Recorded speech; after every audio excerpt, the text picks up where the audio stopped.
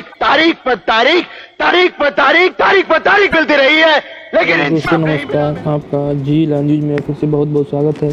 आज हम पढ़ने जा रहे हैं विश्व के इतिहास के बारे में क्यूज और एमसीक्यू करने जा रहे हैं। और ये पेपर की दृष्टि से बहुत महत्वपूर्ण होता है क्योंकि अधिकतर इसी में से सवाल पूछे जाते हैं और आपका रिवीजन भी हो जाता है। तो हमारा भारत में प्रथम 3 विश्वविद्यालय कलकत्ता, मद्रास, मुंबई की स्थापना किस सन हुई थी? 1857, 1881, 1885 कि 1904? तो सही उत्तर होगा हमारा 1887 में। 1857 में हमारे 3 विश्वविद्यालय हुए थे, कलकत्ता, मद्रास, मुंबई। 1857 की क्रांति के बाद लोग अंग्रेज़ों ने सोचा यहाँ पे भी अपना वर्चस्व बढ़ाने के लिए यूनिवर्सिटी लंदन की तर्ज पर यहाँ खोली गई थे। उसके बाद हमारा अगला क्वेश्चन क्या है? मलिंद किसे हिंदी यूनानी राजा को कहा जाता है? मलिंद किसे हिंदी यूनानी राजा को कहा जाता है? पहला ऑप्शन है मेरकस और दूसरा ऑप्शन है हमारा मिनांडर या तीसरा ऑप्शन है डेमेस्टियर या महापद्मानंद। सही उत्तर क्या होगा? हमारा सही उत्तर होगा कि बी मिनांडर। मिनांडर पंजाब में लगभग 1600 ईसा पूर्व से 140 ईसा पूर्व तक था। ईसा पूर्व इसका मतलब जीसस के जन्म से पहले तक राज करने वाला यवन राजाओं में सबसे उल्लेखनीय राजा था। इससे उल्लेखनीय इसे मलिंद के अतिरिक्त अन्य नामों जैसे मनिंदर, मेनेंडर या मीनांडर आदि से नाम से जाना जाता है। इसके विविध प्रकार के बहुत से सिक्के उत्तर भारत के विस्तृत क्षेत्रों में, जहाँ तक कि यमुना नदी के दक्षिण में भी मिलते हैं। संभवत है कि गार्गी संहिता में जिस दुरात्मा वीर यवन राजा द्वारा प्रयाग पर अधिकार करके कुसुमपुर अर्थात पाटलिपुत्र में भय उत्पन्न करने का उल्लेख है, वह मिलिंद ही हो सकता है। चलिए बढ़ते हैं अगले क्वेश्चन की ओर। हमारा अगला क्वेश्चन है हड़प्पा लिपि के संदर्भ में निम्नलिखित कथनों में से कौन सा सही नहीं है? पहला, ये वरमाला पर आधारित थी। दूसरा, दाएं से बाएं ओर लिखी जाती थी। तीसरा, मोहरों पर एक पंक्ति में कुछ लिखा था तथा एक सांकेतिक चित्र बना था। सबसे लंबे अभिलेख में लगभग 26 चिन्ह मिलते हैं। तो भैया उस समय लिपि उपी थी नहीं और चित्र के माध्यम से समझाया जाता था, तो इसका सही उत्तर होगा ये, क्योंकि इसमें पूछा है कौन सा सही नहीं है। हड़प्पा लिपि भाव चित्रात्मक लिपि थी, ना कि वरमाला। इसमें चिन्हों की संख्या कहीं नहीं थी, लगभग 375 से 400 के मध्य में इसका उत्पन्न हुआ था ये। इसके बाद हमारा क्या है? हमारा अगला क्वेश्चन है निम्नलिखित में से किसी अंतिम भारतीय हिंदू सम्राट के नाम में स्मरण किया जाता है? राजा कुंभा को, महाराजा सांगा को, महाराजा प्रताप को या राजा भरभाल को? तो राजा सांगा को ही। महाराजा सांगा की 1528 को मृत्यु हुई और मांडलगन में उनकी समाप्ति है। राजा सांगा हार गया, उसके बाद मूलों का राज हो गया। हमारा अगला क्वेश्चन है गोत्र व्यवस्था प्रचलन में कब आई थी? ऋग्वेद काल में, उत्तर वैदिक काल में या संध काल में या सूत्र काल में? सही उत्तर क्या होगा? उत्तर वैदिक काल में। उत्तर वैदिक काल में आर्यों ने यमुना, गंगा और गंडक नदियों के मैदान को जीतकर अपने अधिकार में कर लिया था। दक्षिण में आर्य का फैलाव विदर्भ तक हो चुका था। उत्तर वैदिक कालीन सभ्यता का मुख्य केंद्र मध्य प्रदेश था, जिसका प्रचार सरस्वती से लेकर गंगा दोआब तक था। यहाँ के आर्य संस्कृत पूर्व की ओर प्रस्थान कर कौशल, काशी तथा विदेह तक फैल गए। गोत्र व्यवस्था का प्रचलन भी उत्तर वैदिक काल से ही प्रारंभ हुआ था। तो आर्य हमारे ईरान से कहते हैं कि लोग आए हैं आर्य, जो भारत के नहीं हैं। हमारा अगला क्वेश्चन क्या है? हमारा अगला क्वेश्चन क्या है आगरा में लाल किले में मोती मस्जिद का निर्माण किसने कराया था? तो आगरा में लाल किले का निर्माण किसने कराया था और उसके अंदर मोती मस्जिद का निर्माण किसने कराया था? तो सही उत्तर है शाहजहाँ ने। आगरा में लाल किले का निर्माण अकबर ने कराया था, मगर मोती मस्जिद का निर्माण किसने कराया था? तो भारत में उत्तर प्रदेश के आगरा में स्थित मोती मस्जिद का निर्माण शाहजहाँ ने करवाया था। मुगल सम्राट शाहजहाँ के शासनकाल के दौरान हुई वास्तु अजूबों का निर्माण हुआ था, जिसमें मस्जिद को पीरल मास्को की बावली दी, जो बिल्कुल मोती की तरह चमकती है। ऐसा माना जाता है कि इस मस्जिद का निर्माण शाहजहाँ ने अपने शाही दरबार के सदस्यों के लिए करवाया था। उसके बाद हमारा अगला क्वेश्चन है जूनागढ़ के पत्थर के शिलालेख का निर्माण किसने कराया था? जीव दामन ने कराया था, रुद्र दामन ने कराया था कि जय दामन में? इनमें से कोई नहीं। तो सही उत्तर क्या होगा? हमारा रुद्र दामन ने इसका कराया था। जूनागढ़ अभिलेख पत्थर का शिलालेख है, जिसमें कहा गया है कि चंद्रगुप्त मौर्य के गवर्नर पुष्पगुप्त ने सुदर्शन झील का निर्माण कराया था, जिसे रुद्र दामन प्रथम ने पुनः निर्माण कराया। रुद्र दामन एक क्षत्रिय राजा था। इसके बाद हमारा अगला क्वेश्चन है कि जो कश्मीर के किस शासक ने 2 आदमियों को कागज़ बनाने तथा जिदसाजी की कला सीखने के लिए समरकंद भेजा था? हैदर शाह, राजा सिंहदेव या जैनुल आबादीन? या इनमें से कोई नहीं। तो सही उत्तर क्या होगा? ज़ैनुल आबिदीन को 1420 से 1470 में अली शाह का भाई और कश्मीर का सुल्तान था। सभी धर्मों के प्रति सहिष्णुता का भाव रखने और अपने अच्छे कार्यों के लिए ही उसे कश्मीर का अकबर कहा जाता था। इसने शासन के दौरान ज़ैनुल आबिदीन ने हिंदुओं को पूर्ण धार्मिक स्वतंत्रता प्रदान की। उसने हिंदुओं के पुनर्निर्माण कराया और गायों की सुरक्षा के लिए अनेक उपाय किए और इसने जजिया कर भी सबसे पहले नहीं हटाया था। सबसे पहले दक्षिणी भारत में, फिर उसके बाद इसने भी जजिया कर हटा दिया था, फिर उसके बाद अकबर ने भी हटा दिया था। राज्य में एक बेहतर शासन व्यवस्था लागू किया। सुल्तान ने कश्मीर में आर्थिक उन्नति पर ध्यान दिया। ज़ैनुल आबिदीन ने 2 आदमियों को कागज़ बनाने तथा जल्दसाजी की कला सीखने के लिए समरकंद भेजा था। उसने कश्मीर में कई कलाओं को प्रोत्साहन दिया, जैसे पत्थर तराशना और उस पर पॉलिश करना, बोतलें बनाना, स्वर्ण पत्र बनाना आदि इत्यादि था। हमारा अगला क्वेश्चन क्या है, इंडिया इंडिपेंडेंस लीग की स्थापना किसने की थी? तो सुभाष चंद्र बोस, सुरेंद्र नाथ बनर्जी, राम बिहारी बोस या महात्मा गांधी? तो सही उत्तर होगा राम बिहारी बोस। प्रख्यात वकील और शिक्षाविद थे, यह प्रख्यात क्रांतिकारी थे। सर्वप्रथम आज़ाद हिंद फौज के निर्माण भी वहीं थे। देश के जिन क्रांतिकारियों ने स्वतंत्रता प्राप्ति तथा स्वतंत्र सरकार का संगठन करने के लिए प्रयत्न किया, उसमें राम बिहारी बोस का नाम प्रमुख है। राम बिहारी बोस उन लोगों में से एक थे जो देश के बाहर जाकर विदेश राष्ट्रों की सहायता से अंग्रेजों के विरुद्ध वातावरण तैयार कर भारत की मुक्ति का रास्ता निकालने की सोचते थे और इन्हें जापान का दामाद भी कहा जाता था। राम बिहारी बोस ने कई कांड करने के बाद वो सीधे भाग गए जापान में के बाद उनके बाद उन्होंने एक बेकरी की दुकान में काम किया। उसके बाद उसकी ही बेटी से शादी कर लिया और वहाँ के दामाद हो गए। अंग्रेज़ों ने कई बार जापान से कहा कि हमें दे दें राम बिहारी बोस को, क्योंकि उन्होंने कई सारे यहाँ पे कांड किए हैं, मगर राम बिहारी बोस के अंग्रेज़ों को नहीं मिले और उन्होंने फिर अच्छा किया जापान के लोगों ने।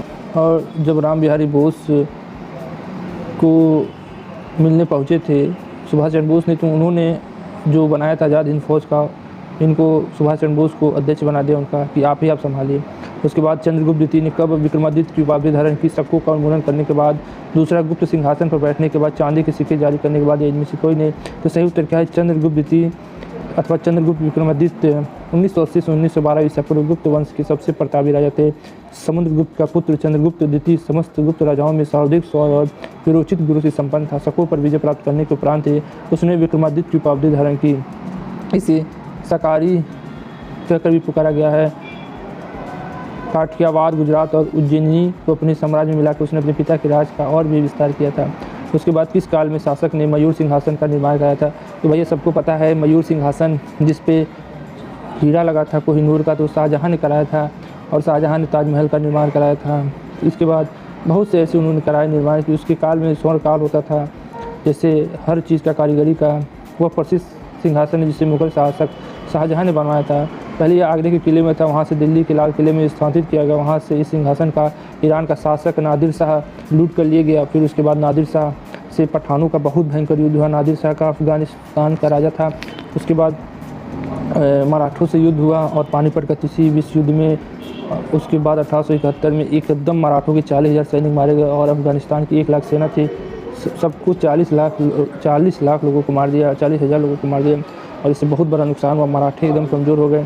मयूर सिंहासन नाम इसलिए पड़ा क्योंकि इसके पिछले भाग में नाचते हुए 2 मोरों का दर्शाया गया था। 1747 में नादिर शाह की हत्या के समय अचानक ये सिंहासन गायब हो गया और उसका पता नहीं चला। आज भी नादिर शाह नहीं था, अब्दाली था, जिसने नादिर शाह को मार के हीरा छीन लिया और मराठों से युद्ध करके मराठों को एकदम धूल चटा दिया और 40,000 सैनिक मारे गए थे मराठों में। चलिए बढ़ते अगले क्वेश्चन को। कृष्णदेव राय कहाँ के राजा थे? तो सबको मालूम है बहमानी वंश के, चोल वंश के, विजयनगर के, पल्लव वंश के। सही उत्तर क्या है? विजयनगर साम्राज्य का विभाजन प्रांत राज के 6 मंडल में किया गया था। शासनकाल में प्रांतों की संख्या सर्वाधिक 6 थी। प्रांतों के गवर्नर के रूप में राजा परिवार के सदस्य का अनुभवी दंडनायकों की नियुक्ति की जाती थी। इन्हें सिक्कों को प्रशासित करे, नए कर लगाने, पुराने कर माफ़ करने एवं भूमिदान करने आदि का स्वतंत्रता प्राप्त थी। आगे क्या है क्वेश्चन हमारा है, जब सिंध का विलय हुआ उस समय भारत का गवर्नर जनरल कौन था? तो लॉर्ड एनरे बोरो था, लॉर्ड ऑकलैंड था, लॉर्ड हार्डिंग प्रथम था, लॉर्ड हेस्टिंग था। तो बताइए तो कौन था? लॉर्ड एलन बोरो था।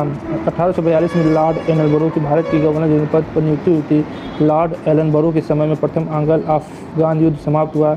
एलन बोरो ने चार्ल्स नेपियर और सैनिक सेक्टरों के साथ सिंध भेजा गया था। तो सिंध का विलय किसके हुआ था? लॉर्ड एलन बोरो के समय। हड़प्पा कहाँ स्थित है? सिंध, पंजाब, राजस्थान या अफगानिस्तान? सही उत्तर क्या होगा? पंजाब में। हड़प्पा पूर्वोत्तर काल पंजाब पाकिस्तान के पंजाब प्रांत पर एक पुरातात्विक स्थल है। यह साहिवाल शहर से 20 किलोमीटर पश्चिम में स्थित है। सिंधु घाटी सभ्यता में अनेक अवशेष यहाँ से प्राप्त होते हैं। ब्रिटिश शासित भारत की पहली राजधानी थी दिल्ली, मुंबई, कोलकाता, मद्रास। सही उत्तर हमारा होगा। ब्रिटिश जब आए थे तो उन्होंने कोलकाता को अपनी पहली राजधानी बनाई थी।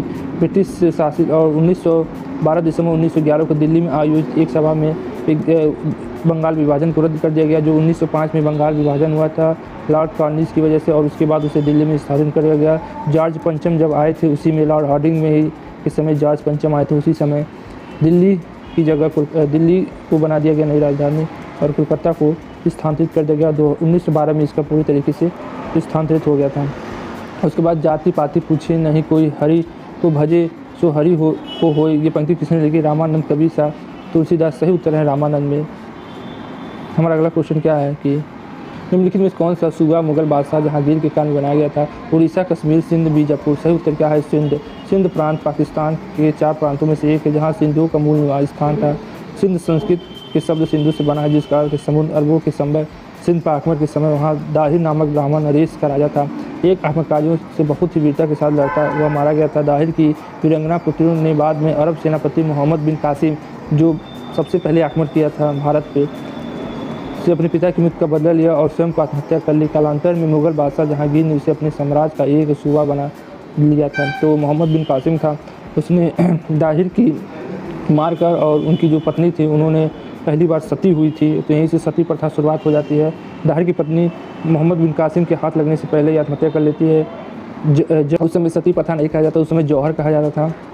और उसके बाद उनकी जो पुत्रियाँ होती हैं वो जौहर नहीं कर पाती हैं, तो मोहम्मद बिन कासिम उनको पकड़ के ले जाता है अपने आला कमान के पास, जिन्हें आप जो मुस्लिम के रहते थे, अपने आका के पास ले जाता है। तो आका से पहले उनकी बेटी ने कह लिया कि आप के सामने परोसने से पहले इसने हम लोग का रसपान कर लिया। उसके बाद वहाँ के जो खलीफा थे उन्होंने नाराज़ होकर मोहम्मद बिन कासिम को जो चमड़े होती है उसी में बंद कर दिया, जो बैल के चमड़े होते हैं भैंस के, उसी में उसको बंद करवा दिया, जिससे उसका दम घुटने से मर गया मोहम्मद बिन कासिम, जो बहुत ही लूटने आया था और दाहिर पूरा समाज लूट के चला गया।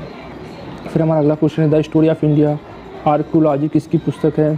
तो किसकी पुस्तक है? S.N. Rao, John Marshall, Stuart पिंगर्स या डिमली कोसाम्बी। तो सही उत्तर है S.N. Rawat. The story of Indian archaeology S.N. Rawat ने लिखा है। उसके बाद हमारा अगला क्वेश्चन है गुप्त काल के शासक को कविराज कहा गया था? श्री गुप्त, चंद्रगुप्त द्वितीय, समुद्रगुप्त, स्कंदगुप्त। सही उत्तर है समुद्रगुप्त को। हरिकेश के शब्दों में समुद्रगुप्त का चरित्र इस प्रकार था। उसका मन विद्वानों के सत्संग सुख का व्यसनी था। उसके जीवन में सरस्वती और लक्ष्मी का अवरोध था। वह वैदिक मार्ग का अनुयायी था। उसका काव्य ऐसा था कि कवियों की बुद्धि वैभव का भी उससे विकास होता था। यही कारण है कि उसे कविराज की उपाधि दी गई है। ऐसा कौन सा ऐसा गुण है जो उसमें नहीं था? सैकड़ों देशों में विजय प्राप्त करने की उसकी अभूत क्षमता थी। उसकी भुजाओं का पराक्रम ही था सबसे उत्तम साथी था। परशु, बाण, शंकु, शस्त्र आदि शस्त्रों के सैकड़ों घावों से उसका शरीर को सुशोभित करते थे। तो सही उत्तर है समुद्रगुप्त। उसके बाद हमारा अगला क्वेश्चन है गुजरात के राजा भीमदेव द्वितीय ने किस आक्रमणकारी को हराया था? मोहम्मद गजनवी, मोहम्मद गौरी और अल जनेऊ ने, इनमें से कोई नहीं। सही उत्तर है मोहम्मद गौरी को। गुजरात के राजा भीमदेव द्वितीय ने आबू पर्वत के पास मोहम्मद गौरी को हराया था। उसका मार्गदर्शन उसकी माँ कामया देवी ने किया था। तो सबसे पहले मोहम्मद गौरी किधर से आया था? वो अफ़गान के रास्तों से ना आके, पाकिस्तान के जो बना इस समय उधर से ना आके वो गुजरात में आया था। और गुजरात में जब भीमदेव द्वितीय थे जब भीमदेव ने उसको हरा दिया तब जाके वह फिर से पंजाब की तरफ से आया। और उसके बाद पानीपत प्रथम का पृथ्वीराज चौहान से उसकी युद्ध हुई 1191 में युद्ध हुआ। फिर उसके बाद 1992 में फिर युद्ध हुआ। और उसके बाद पृथ्वीराज चौहान मरने के बाद फिर जयचंद की बारी आई। जयचंद ने ही मोहम्मद गौरी को दोबारा बुलाया था कि हम लोग अब उसका साथ नहीं देंगे पृथ्वीराज चौहान का, क्योंकि उन्होंने जयचंद की जो बेटी थी उसको भगा के ले गए थे, जिससे राजपूत सब सब गुस्से हो गए थे, उन्होंने साथ नहीं दिया। और 1191 में तो पानीपत का प्रथम युद्ध जीत गया था। तराइन का प्रथम युद्ध पृथ्वीराज चौहान जीत गया था, हरियाणा के उधर है। और उसके बाद जब 1192 में फिर तराइन का द्वितीय युद्ध हुआ तो पृथ्वीराज चौहान मारा गया। और जिसके बाद भारत पर गुलाम वंश का राज हुआ। फिर कुतुबुद्दीन ऐबक आया, फिर खिलजी आया, बलबन आया, सैयद वंश आया। इस तरीके से आते गए और उसके बाद 1700 में अंग्रेज़ आ गए 1600 में।